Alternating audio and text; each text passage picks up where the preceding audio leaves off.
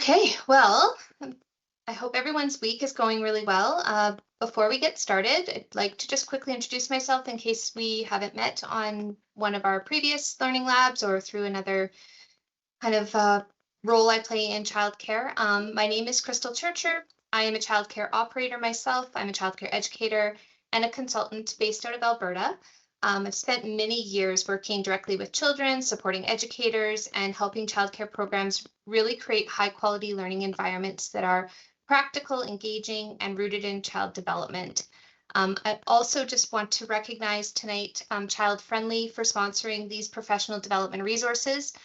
For those of you who don't use ChildFriendly, it's an all-in-one childcare management platform founded by an Alberta childcare operator who really built it because of the realities she was experiencing running her childcare programs.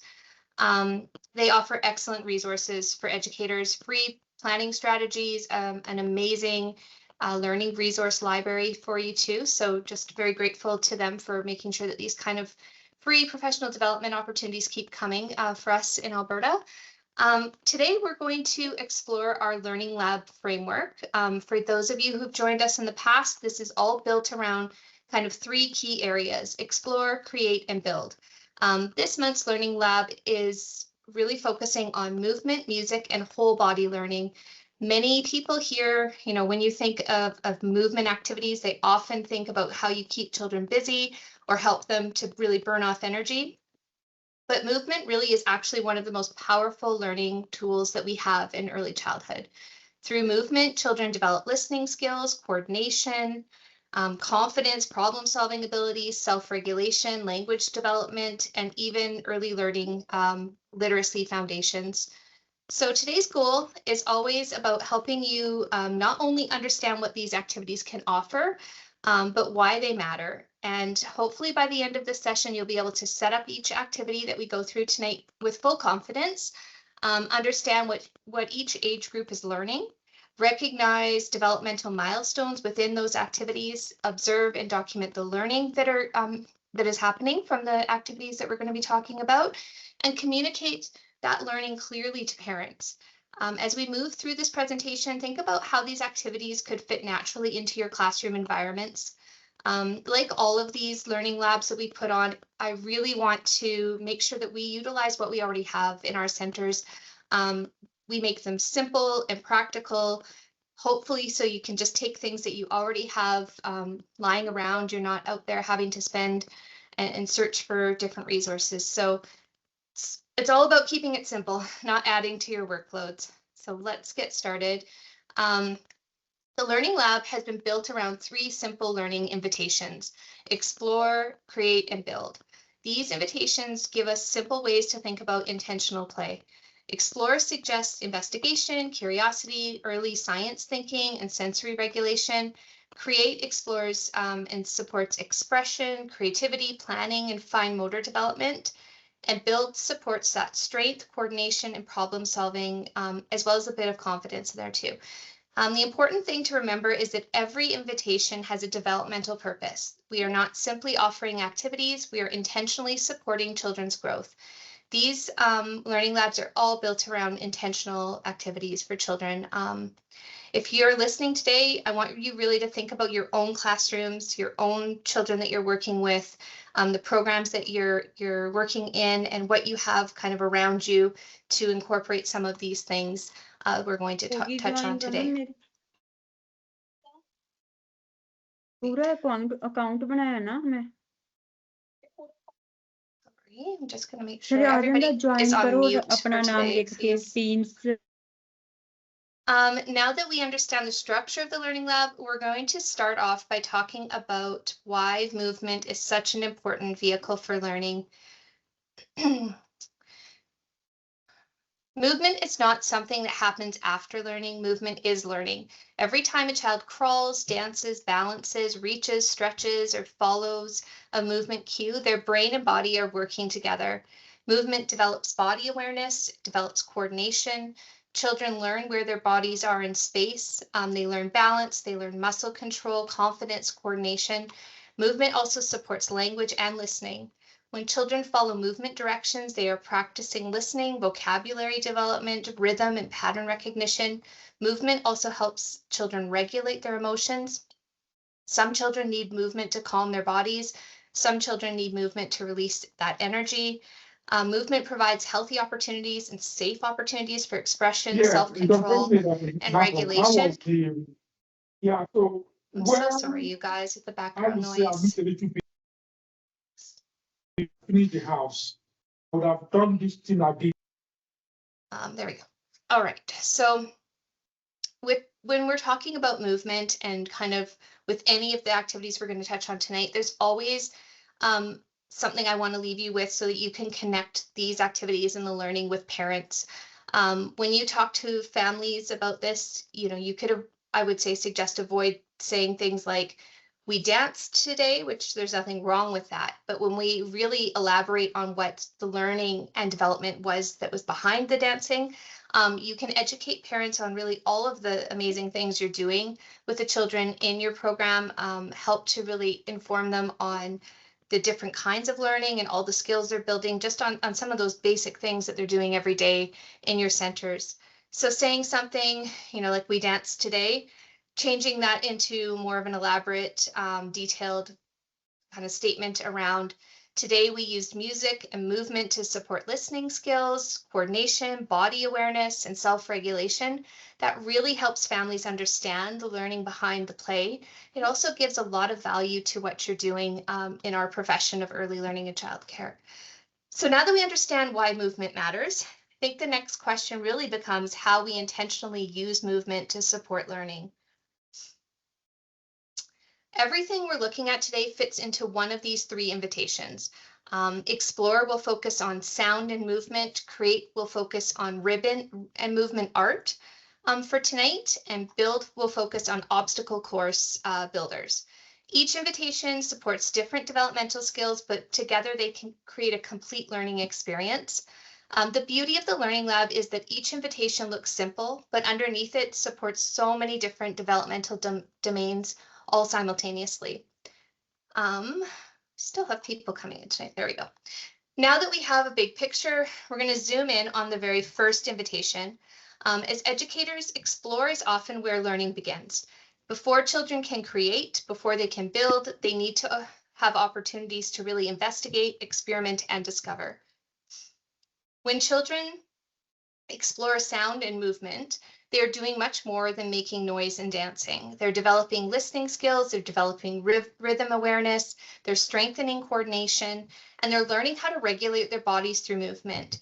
Think about a child hearing a drum beat and changing their movement. Think about a child who's listening, processing information, planning a response, and then moving. That is complex learning happening throughout play. Those are things you're likely seeing every day that you work with children. So we're going to talk about how we can create an environment that supports this kind of learning. The educator's job is not to lead the performance. I know we all want to do that some days, but our job as educators is to create an environment where exploration can happen. Start by choosing an open floor area. So we're going to talk a little bit on each one of these on how you set it up. Just some of the basics around kind of structuring an area so you can really facilitate these kind of activities. So always start by looking for kind of an open floor area, a safe place where it's clear of obstacles and it creates a defined movement space. Allow room for children to sit, stand, move, and explore safely. And then start to introduce a small selection of materials. Some of the things you could offer, really basics that you may already have in your center: shakers, bells, drums, scarves, anything that maybe some rattles or different things you have lying around, but keep it simple. You don't need a lot of materials, but what you do need is meaningful, intentional materials. When you're introducing the activity, use simple prompts such as, let's see what sound this can make. What happens if we move slowly? What happens if we move fast? Can you copy this rhythm? And then this is the most important part. Step back and observe and watch what the children do with that invitation. We're now going to touch on how we can take this activity and really change it and adapt it over 3 age groups. And we do this with all of our learning labs. So we're going to start with our youngest learners for the Learning Lab series, our 12 to 18 month olds. At this age, children are not focused on those rhythm patterns. They're learning really cause and effect. They're learning when I move something, something happens. And this is an incredibly important brain development. So how you set this up, again, always start with that open, safe space. Provide maybe 1 or 2 sound materials, obviously safe for this age group. No choking hazards or anything like that. But just pick 2 simple ones to start with. Maybe it's a shaker, maybe it's a bell, a lightweight scarf. Avoid overwhelming children with too many choices at once. And then sit on the floor with the children, model slowly, shake it gently and pause. You can incorporate some language here like listen and then shake it again and give the children a chance to process how it sounds different. Some children, will be eager to participate and want to take hold of the shakers. Some will want to just sit back and watch, and all of those responses are learning. And some of the things, it sounds like such a basic concept, but some of the learning that's happening here is around cause and effect, sensory exploration, early listening, body awareness, coordination. And some of the things you can observe here when you're making observations is to look for some reaching and grasping, turning towards the sound, repeating actions, body movement in response to sound. Tonight with our slides, I decided to incorporate a parent communication with each of the activities too. I know most of us spend a lot of time communicating parent to parents the learning that's happening. So something you could communicate with this activity to parents would be, today your child explored cause and effect by shaking instruments and noticing the sounds they created. They were strengthening listening skills, sensory awareness, and coordination. Such a simple activity and so much learning happening. It's so important for you to communicate that with families so they can see the value in the services that you're providing and the professionalism that you have in your center. As children become toddlers, we can really begin adding some simple listening challenges. Our next age group here is our 3 to 4-year-olds. Did I skip one? Sorry, our 19 to 36-month-olds.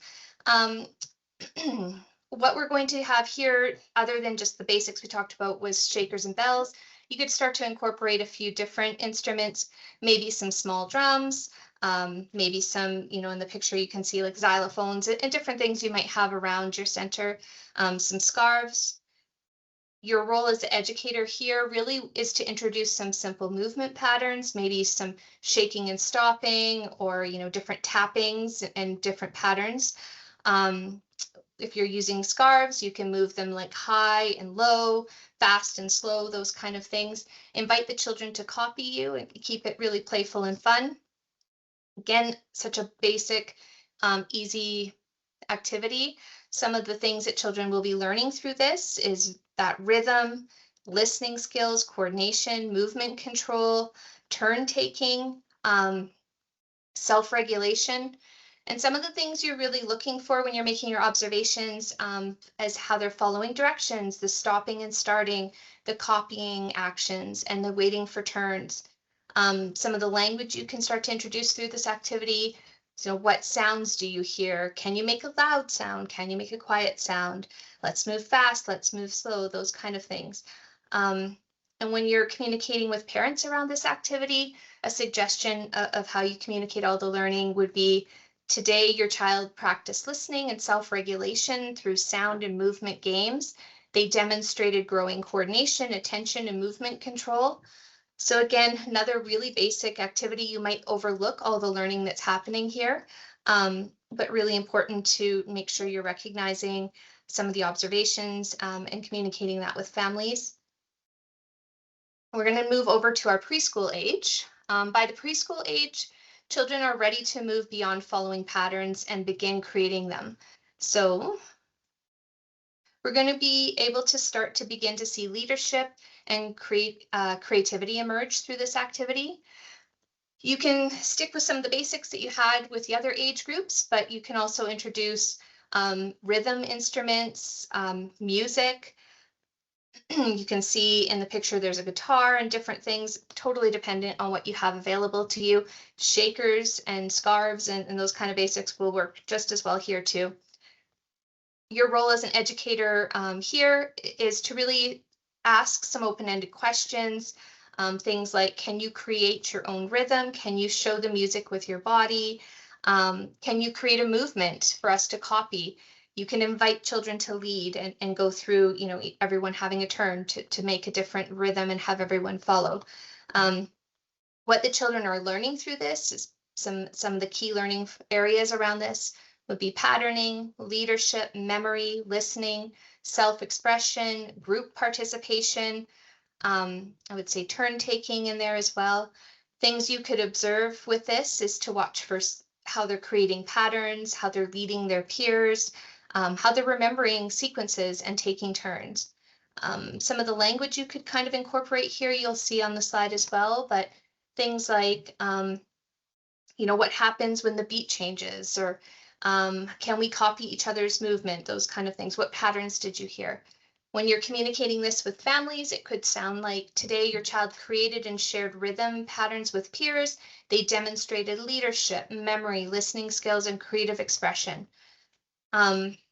So many different things that you can really build on just from a really simple kind of movement and music activity over 3 different age groups here. We've really focused on the discovery, and now we're going to shift over to our second important area of development, expression or create. This is where children begin to use that movement as a tool for creativity. So with our create section, this invitation really is meant to combine movement, creativity, and sensory exploration. The goal with all of our create activities is never about the perfect art project. The goal is always about helping children to understand how they can create themselves, and really just helping to facilitate that creativity and inspiration. For tonight, we want to talk to the children about how they can understand that their movements are creating marks and patterns and expression. And the children will begin to connect what their body does with what's appearing on the page or what they're creating through this art. And before children can create, we really need to think about the environment here. So when you're setting up this kind of create activity, we always want to start with choosing an area where the children can create freely, but also can move freely in this one. If you need to protect surfaces, so there is that freedom to create, go ahead and do that in your areas. Make sure it's protected from paint or whatever you're using. Provide some basic materials, whatever you have around too. So, ribbons or streamers, paint and water. You can use large paper like those rolls of butcher paper. Again, whatever you have available to you. You want to start by modeling some simple movements. So waving, swirling, swinging, dragging, tapping, incorporating those language into the activities as you're demonstrating it. And then step back and really allow them to create and explore here. And we're going to take this and we're going to start to see what it looks like and build it out over each of those 3 age groups. So the first one, again, we're going to begin with is our youngest learners, our 12 to 18 months. At this age, the focus is not on creating a finished piece of art. The focus is just on that exploration. Children are learning through movement, through touch and sensory experiences. They're discovering what happens when their bodies move and interact with materials. So really keep the experience simple and inviting and safe. So again, with this age group, make sure that you're not using anything, toxic.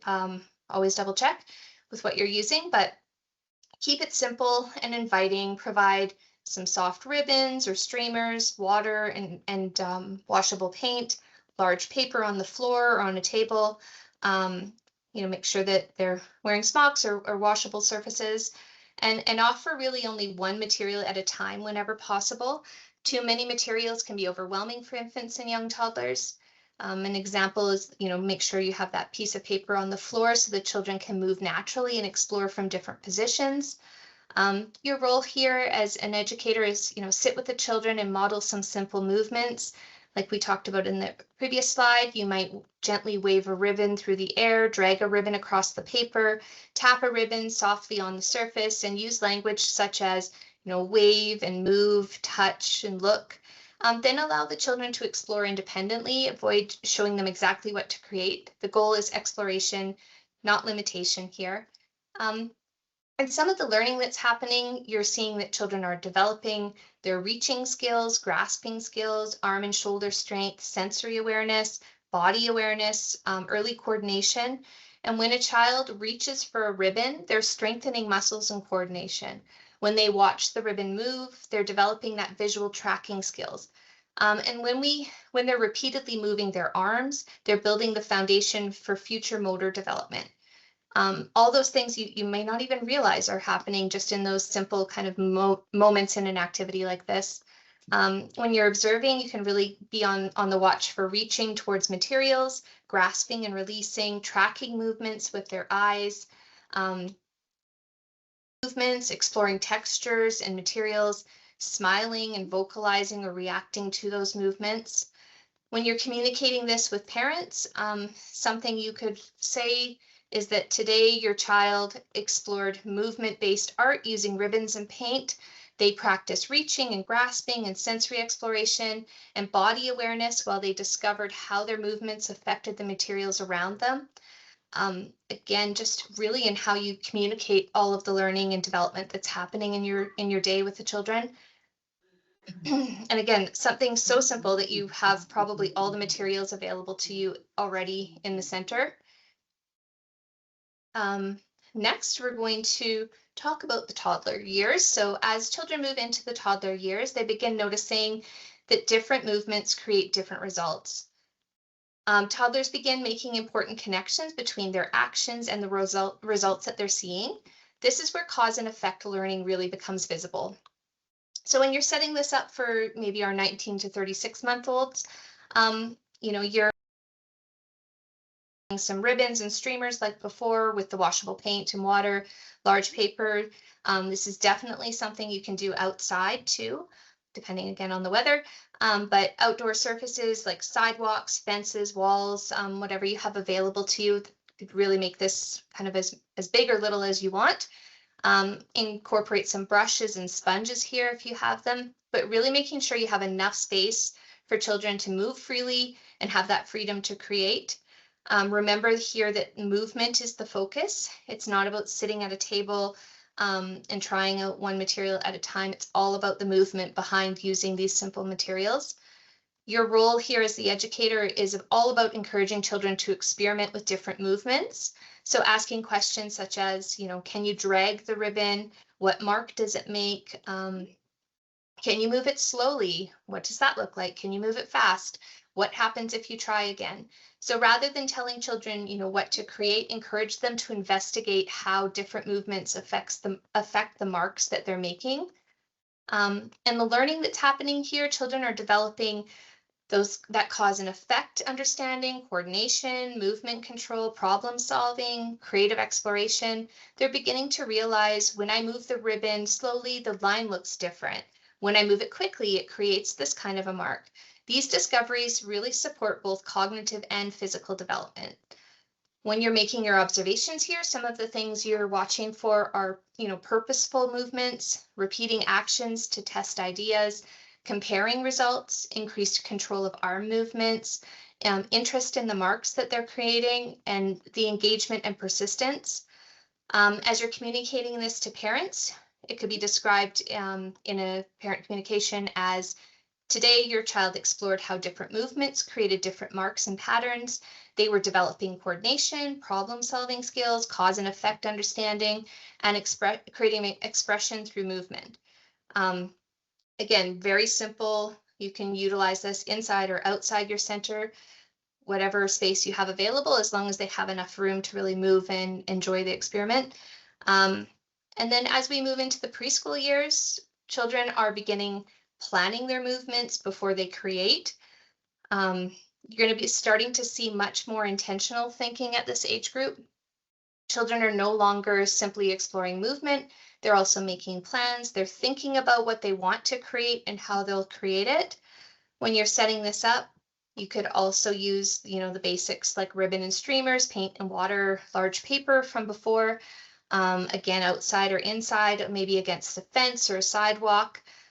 Maybe you're putting some music on for inspiration. Maybe you're trying out different types of music during art to see what kind of the reaction is and how it inspires them during their creativity.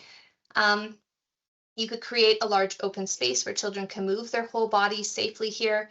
And the larger the movement opportunity, the more children can explore that creative expression too. Just keeping in mind when you're setting this up, it's not about having them at a table with the paint. It's all about the movement behind the learning here. So what does the educator do with this activity? You're there to encourage the children to plan before they begin. So start by asking some questions. What movement will you try first? Can you create a long line? Can you make a circle? How does your body create that mark? What would you like to do next? So really encouraging children to talk about their ideas, explain their thinking, some of the learning that's happening here with you right now during this activity. The children are developing planning skills, intentional mark making, creative expression, motor control, body awareness, decision making. And when children are thinking about the movement before they're performing it, they're engaging in a higher level of thinking. They are connecting ideas and movement with the outcome. When you're making your observations, what you're watching for here is planning before acting, describing ideas, creating specific shapes and patterns, controlling body movements intentionally, making adjustments to achieve a desired result, and pride and confidence in their work. When you're communicating this with families, it might sound like today your child used movement to create intentional artwork. They demonstrated planning, creative thinking, body awareness, and motor control as they experimented with different movements and marks. So again, another really simple, basic activity where you can incorporate it with outdoor space or add in different kinds of music to see what kind of results you get. But yeah, so much you can do here with such a simple thing and mostly with things you already have around your center. So far we have focused on creativity, expression, and exploration through movement. Children have used their bodies to create, experiment, and communicate ideas. Now we're going to shift into another important area of development in our third kind of pillar of our Learning Lab series. In Create, children expressed ideas through movement.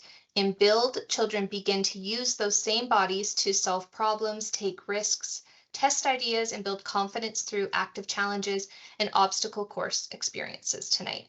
So the Build tonight is all about obstacle courses, which again is such a simple thing you can incorporate into your day. You can make it as big or small, complicated as you want. Really utilize anything you have around. Obstacle courses support both physical and cognitive development. Children are not simply just climbing and crawling, they're planning, they're problem solving, sequencing, testing ideas, building confidence. So many great things are happening here.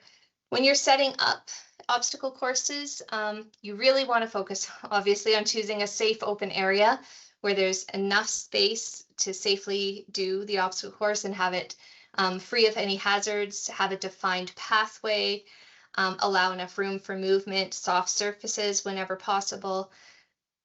Some of the things you can provide for setting this up: cones, blocks, mats, tunnels, hoops, even tape lines like painter's tape from Dollarama in different colors is like one of the most, I think, used items in my center. We use it on the floor for tons of different things like this. You can always invite children to help you build this and to modify the course, asking them, how do we get from here to here? What should we do next? So many different things that you can do with this. So we're going to begin again with our youngest learners, our 12 to 18-month-olds. At this age, obstacle courses should be really simple, safe, and focused on exploration. The goal is not about completing the course, but the goal is about helping children to really build the confidence in their bodies as they crawl or climb and move through their environment.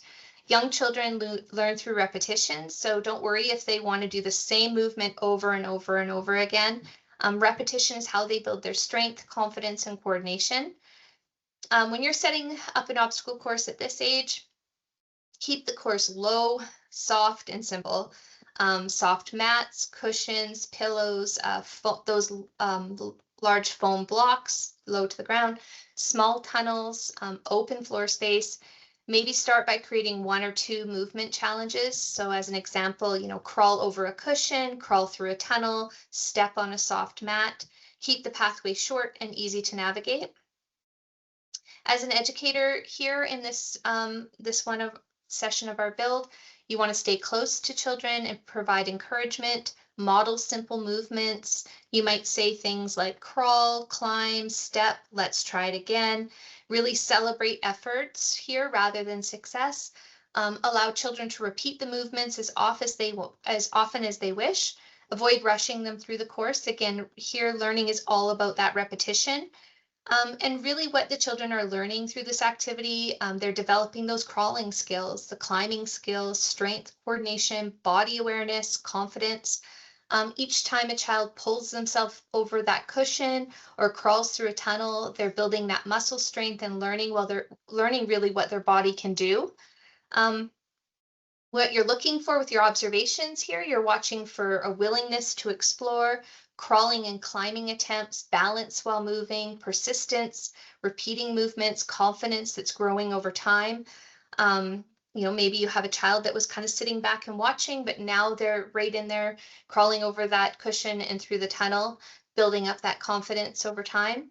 You're communicating this with parents. It could sound like today your child explored a simple obstacle course that encouraged crawling, climbing, and movement. They were building strength, coordination, body awareness, and confidence through active play. So again, very simple, but so many different things happening and so much learning that's happening here for our 12 to 18-month-olds. As children move into the toddler years, they begin navigating more complex pathways and movement challenges. Our toddlers are becoming more confident movers. They're ready to follow pathways, navigate obstacles, and practice controlling their movements. At this age, obstacle courses help children learn how to move their bodies safely and intentionally. When you're setting this up, you can use some of the same materials we talked about in the original setup for this module, but some cones, maybe some blocks, mats, tunnels, chairs, tape lines, or hoops. Really start by creating a simple pathway with 1 or 2 challenges. So for example, maybe it's walking along a tape line, stepping over a block, crawling through a tunnel, walking around a cone. Start simple and then increase the difficulty only when the children are ready.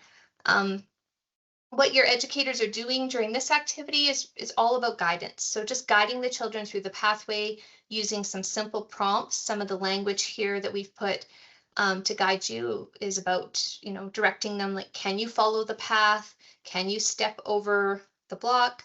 Can you crawl under the chair? What comes next? So really encouraging children to think about how they move safely through each of those challenges.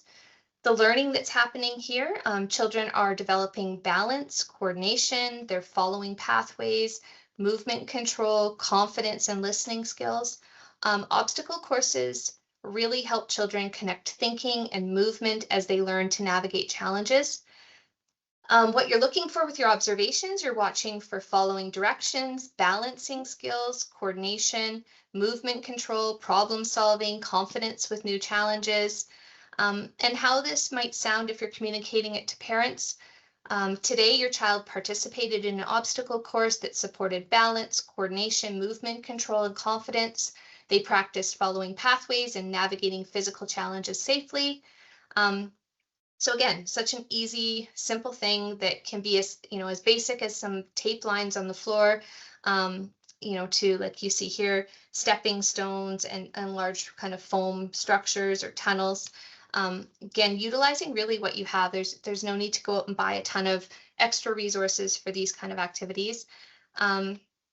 So now we're going to jump into our preschool years. So when children move into those preschool years, they're beginning to take ownership of the obstacle course itself. You're going to move more from kind of a simple obstacle course to having the children maybe help to design it with you. Preschool children are ready to really become planners, builders, problem solvers in your classroom. And obstacle course is a really great opportunity for children to think and collaborate and make decisions. You can use, I mean, really, it's endless, the materials you can use here. I guess depending too if you're inside or outside, but some basics like cones, blocks, tunnels, hoops, chairs.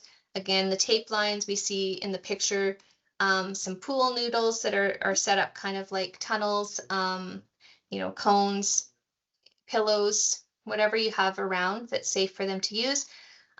Arrange materials where children can access them independently. Instead of building the course yourself here, invite the children to help create it. And your goal as an educator here is really to act as a facilitator rather than a director. Like with the younger toddler years, you were there as kind of a guide. Now you're sitting back more facilitating, asking questions such as, how should we build the course? What should happen first? What comes next? How do we make it safe? What would make it more challenging? Encouraging the children to test their ideas, make adjustments, and explain their thinking. The learning that's happening here, children are developing planning skills, sequencing, collaboration, problem solving, leadership, gross motor coordination. There's a lot that's happening here. They're learning to think ahead, to predict outcomes, to work with peers, to adjust plans when something doesn't work. There's a lot of teamwork that can happen here too, which has a ton of other learning around it. When you're observing, you're watching for creating plans, explaining ideas, how they're working with their peers, how they're making adjustments, the leadership roles that they're taking, problem solving independently, and confidence in their decision making. You're communicating with parents around this activity. It could sound like, today your child helped design and build an obstacle course with peers. They demonstrated planning, sequencing, collaboration, problem solving, and leadership skills while strengthening their gross motor development. Again, such simple things, and it could look so different depending on if you're inside or outside, or what materials you have around. Obstacle courses really are such a great way to get that movement, especially if you're inside most of the day. This is a great way for them to still be able to build all of that gross motor and coordination skills. So we've now explored all three of the Learning Lab invitations. We've explored the explore, create, and build. We've looked at how activities change across each of those three age groups, and how each experience supports children's development. But our work as educators doesn't stop. We all know this when the activity ends. The next step is observing the learning that took place and documenting it in a meaningful way so that families can understand the incredible growth happening through play. Also, too, so families can be really educated and informed on the value that you provide as an early child care educator in your programs. The activity really is not the learning. The activity is simply the vehicle. It's the role of you as the observer, as you as the educator, to make sure that you understand what the child is actually doing. It's not about the activity, it's about how the child is learning through that activity. So when you're observing, you're looking for things like body awareness, creative expression, coordination, self-regulation, confidence, listening skills, planning and sequencing. Those were kind of the key learning observations throughout all of those three explore, create, and build activities from tonight. As an example of observations and how to document this, we have, instead of writing Emma played with a scarf, you could write something like Emma listened to the drum beat, moved her scarf in circles, and stopped when the music paused. She demonstrated listening skills, coordination, body awareness, and self-regulation. That's really meaningful documentation, especially when you look at something like Emma played with a scarf versus what you have here as the example. A level of understanding and appreciation from the parents, if they read what was on the screen here about all of the learning and skills that were built just through that activity, it's going to be a completely different experience for them when they think about what was happening in Emma's day.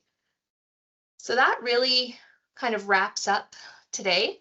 I think before we kind of close for questions and discussion, if there's anything anyone wants to ask, I want to leave you with just one kind of important thought, that really the activity is not the learning, that the learning happens underneath the activity. When we understand what children are learning and why it matters and how to communicate that learning with families, we become much more intentional educators. Our Learning Lab framework was really designed to help create that meaningful opportunity for children to explore, create, and build through play. Again, making it simple for you as educators to take and build on the resources and space that you have available to you in your programs. So that's it for today. I'm really grateful to all of you for showing up tonight, especially on a Thursday evening. Probably over the next day, you'll receive the resource package that comes with this session. So all of the activities we covered tonight, all of the resources, how to communicate them, how to set them up, that kind of outline will all be included in the resource package and emailed to everyone who registered. If you provided your information in your registration, you'll also receive a certificate for tonight's professional development for this course and for 1 hour of time. Our next Learning Lab will be in July. It's going to be on July 9th, same time, Thursday night. Yeah, so it's great. I appreciate the turnout tonight. If there's any questions, I'm more than happy to stay on and answer them for you. If you have anything you want to ask, feel free just to turn your microphone on, and I'm more than happy to try and answer it for you. Well, with that being said, if there's no questions, I'll wrap up for tonight. I hope everyone has a wonderful weekend and a wonderful Friday tomorrow, and hopefully we see you guys back in July. Thank you again. Thanks, July. Crystal. You're It's welcome. very informative. Thank you so much. You're welcome.